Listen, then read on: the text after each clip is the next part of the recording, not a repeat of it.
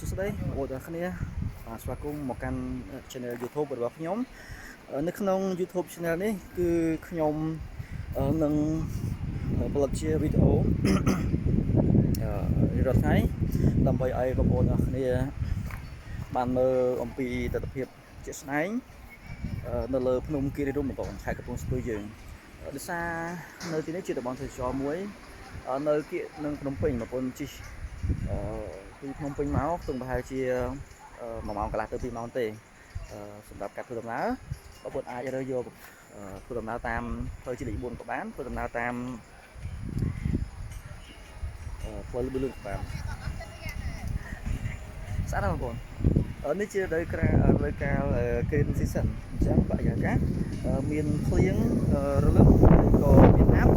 ខ្យល់ចូលត្រជាក់នេះជាវីដេអូជាក់ស្ដែងបងប្អូនហើយយើងមានអាំងមើលដល់សុទ្ធទៅរេបើសិនជាបងប្អូនបានឃើញវីដេអូខ្ញុំសូមជួយចុច subscribe មួយផងដើម្បីទទួលបានព័ត៌មានវីដេអូថ្មីហើយខ្ញុំនឹងទម្លាក់វីដេអូជារៀងរាល់ថ្ងៃបងប្អូន channel នេះគឺខ្ញុំផ្ដោតទៅលើការ walk tour នៅលើភ្នំខ្ញុំនឹង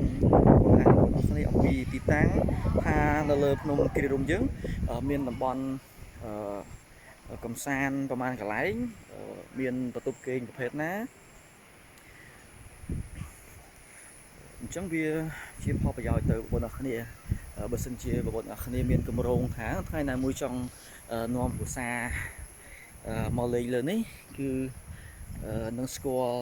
យល់ដឹងខ្លះអំពីការស្នាក់នៅលើភ្នំទាំងគ្នាបងប្អូន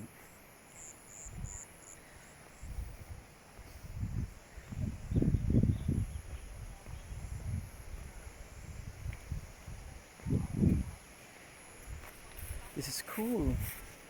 បរិយាកាសខ្យល់ត្រជាក់មែនទេអាចជាខ្ទង់18ទៅ20 អង្សា